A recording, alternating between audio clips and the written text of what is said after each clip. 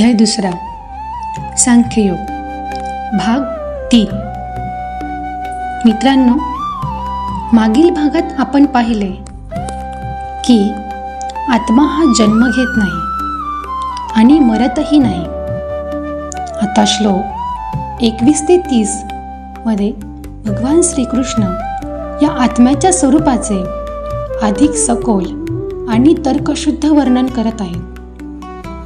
हा भाग म्हणजे भीतीकडून निर्भयतेकडे जाणारा प्रवास आहे।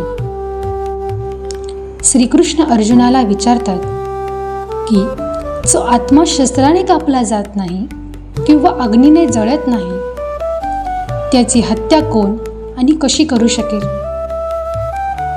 या श्लोकांमध्ये मृत्यूचे रहस्य उलगडताना भगवंतांनी कपडे बदलण्याचे दिलेले जगप्रसिद्ध उदाहरण याच भागात येते। चला तर मग आपल्या अस्तित्वाचा अविनाशी पुरावा देणारे आणि मनातील मृत्यूची भीती कायमची काढून टाकणारे हे 10 श्लोक आपण समजून घेऊया। श्लोक 21। वेदा विनाशिनं नित्यं येन मजमव्ययम् कथं स पुरुष पार्थ कं घातयति हन्तिकम्। मित्रांनो, भगवान श्रीकृष्ण अर्जुनाला एक तार्किक प्रश्न विचारत आहेत। ते म्हणतात, हे पार्था, जो माणूस या आत्म्याला अविनाशी, नित्य, जन्मरहित आणि अव्यय म्हणून जाणतो, तो माणूस कोणाला मारू शकतो किंवा कोणाची हत्या करू शकतो? भगवंतांना इथे हे पटवून द्यायचे आहे की मृत्यू ही केवळ एक बाह्य घटना आहे। जर आत्मा मरतच नसेल तर हत्येचा प्रश्न उरत नाही।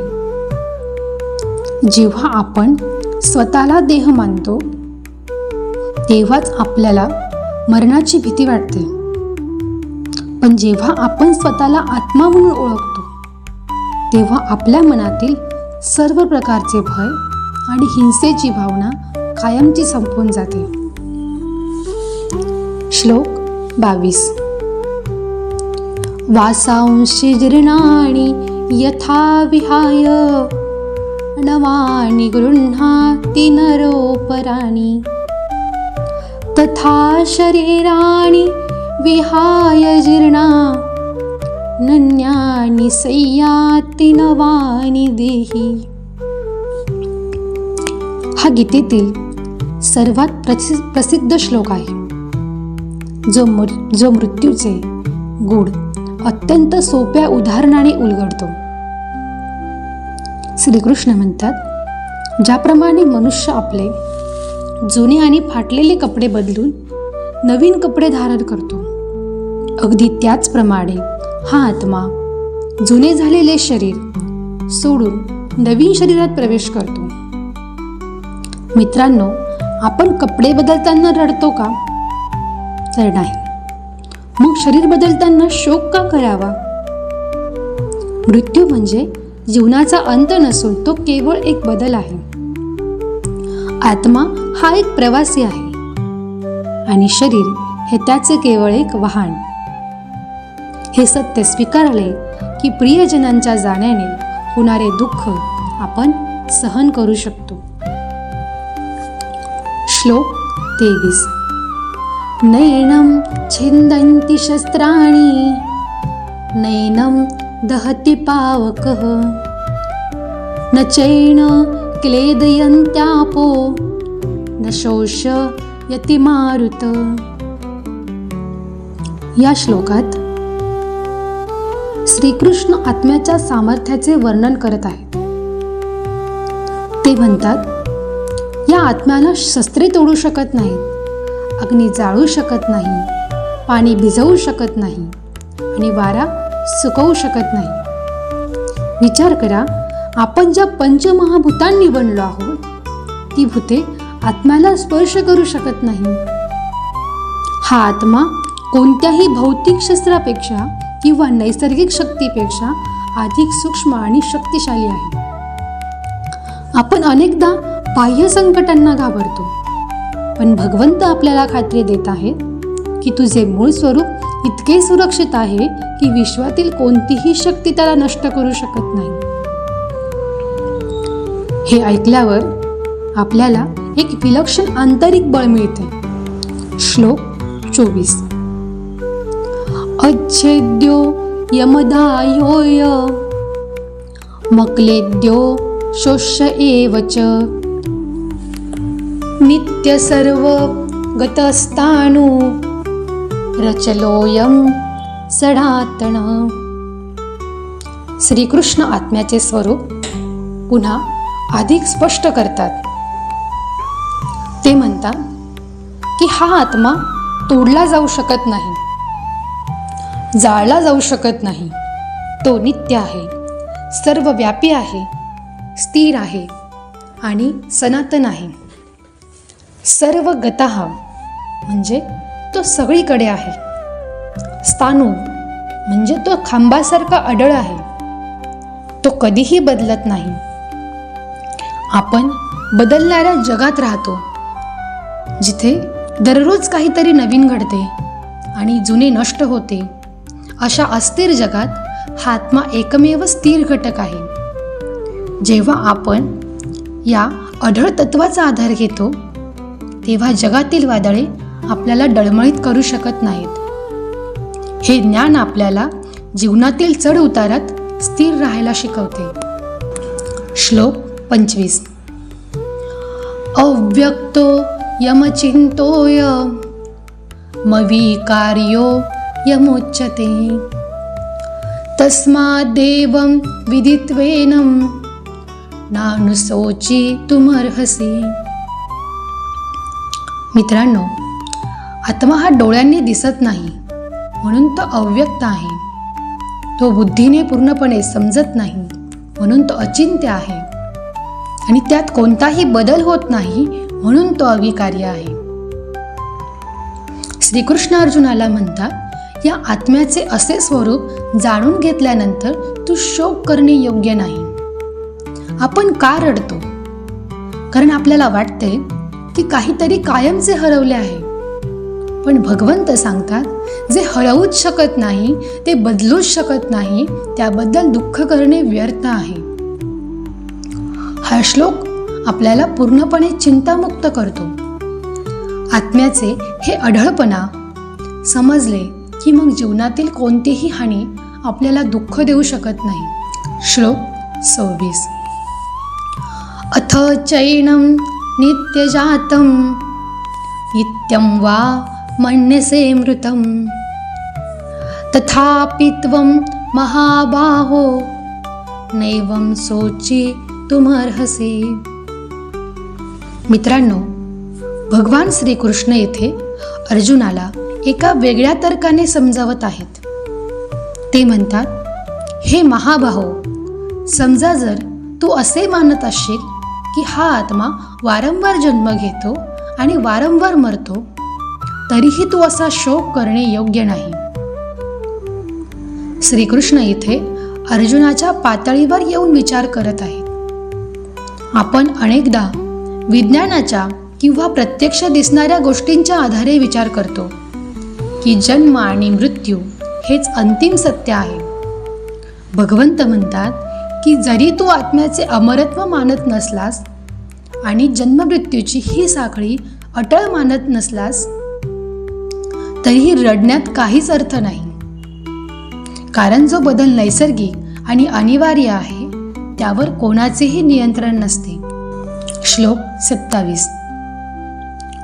जातस्य हि ध्रुवो मृत्युर ध्रुवं जन्म मृतस्य च तस्माद् पर्यायेऽर्थे न त्वं शोचितुमर्हसि. हा श्लोक जीवनाचे सर्वात कठोर पण वास्तववादी सत्य सांगतो.